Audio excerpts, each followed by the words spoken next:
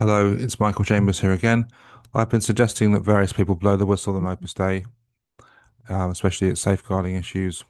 Um, and if we think about all the people that have knowledge about Opus Dei, um, there's a huge number of people that should have blown the whistle or taken action a long, long time ago, right from the Pope, bishops, Catholic safeguarding authorities, all the way through civil society, MPs, civil servants. They must have known about Opus Dei complaints over the last 60 years, including Tony Blair, Cherie Blair. They, their two sons were at London Oratory School, a Catholic school in West London in the 90s, and Opus Dei targeted them, and they knew it, and they sussed it out, and they weren't going to play ball.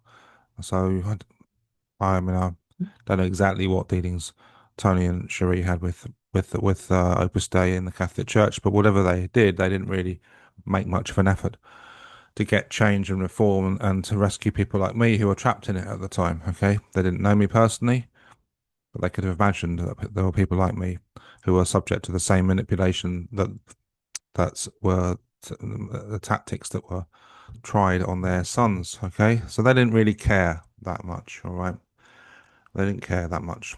Um, or they felt they had to respect freedom of religion. They may have even used the Catholic Church. I don't know.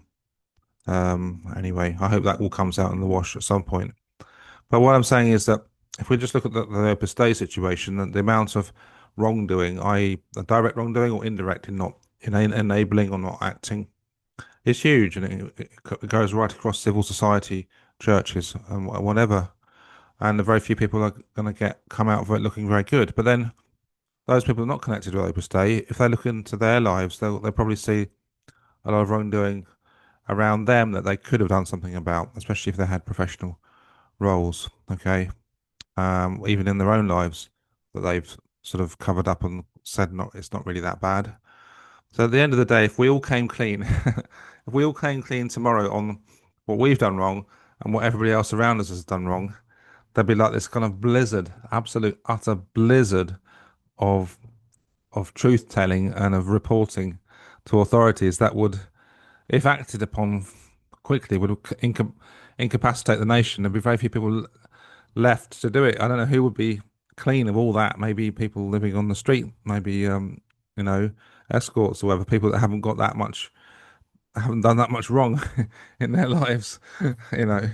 So what I'm saying is that in that sense, that can give us some confidence that if we start blowing whistles on other people or on ourselves, even it won't be too it won't be too long before everybody else other whistles will be blown, and there'll be so many things other things to worry about that by the time has to be taken against us, we'll have had time to sort things out. Um, but if you feel like, there's this big ogre of Opus Dei that seems to be a monster that will kill you as soon as you try and poke it, you know, if it's too heroic, it could be too heroic. For me, a year ago, it was too heroic to do what I'm doing now. Okay, I would have said that's heroic, but I didn't. But heroism is mostly bravery, day by day by day, going beyond your comfort zone a little bit more each day. It's not about making massive sacrifices. We can think about people who die in war, and these highly trained soldiers who are heroic. They've had so much battle experience, so much training that they're ready for it.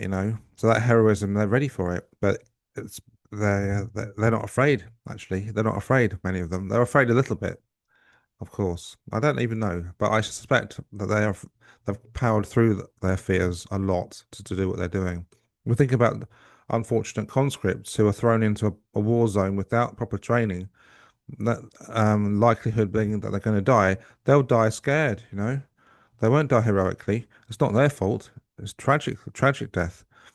But they haven't had the experience to get and the growth to get to that brave that heroic death. They've died in shame and terror. And that's tragic as well. It's not their fault at all. So heroism is something which you can't just suddenly leap into.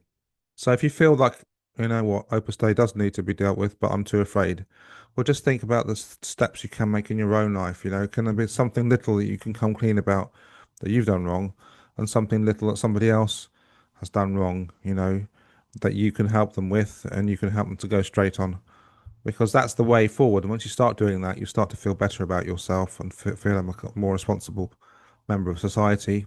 You'll feel braver. You'll feel more merciful because you realize that you're not perfect either. There were things in my professional life that I'm not proud of. As a solicitor, I was quite aggressive sometimes, and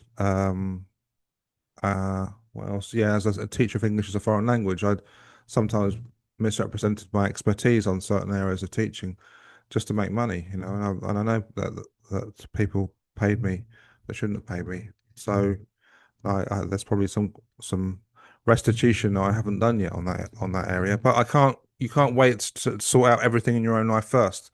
I tried that and I was like incapacitated by fear. You have to take it one step at a time, and sometimes it's your pride that tells you have to sort out everything first in your own life. You can't do that; it's too hard. So just like feel what the next thing is, okay? And as you do that, and then you see progress in yourself, then go back to this big thing about blowing the whistle on something as big as Opus Dei. You feel a bit closer to that. Now that gap, it won't be as big, and feel that gap every now and then between you and the brave person that can take on titans, that can take on Goliaths. Feel that gap. Don't just stay in the feelings, but every now and then go back and feel that gap, and then do something small to elsewhere and come back to it. So that's the recipe for progress for progress in bravery and progress in strength and in courage is to feel the fear, okay, feel the gap between you and the person you want to be, and then go off and do something small to make the difference here, to be more honest there. And don't worry if you get targeted, it will happen every now and then. You're going to get some blowback. You got some bad actors are not going to be nice to you, but you can't predict that. But then when you do face that again, you'll get stronger too. So so there is a place out there where the society doesn't crumble because of a blizzard of accusations, but society as a whole realizes that none of us are perfect, and we can all make differences day by day by day in honesty and in challenging and making restitution and supporting people who haven't done the right thing but aren't completely bad because we're not completely good either. Thank you for listening.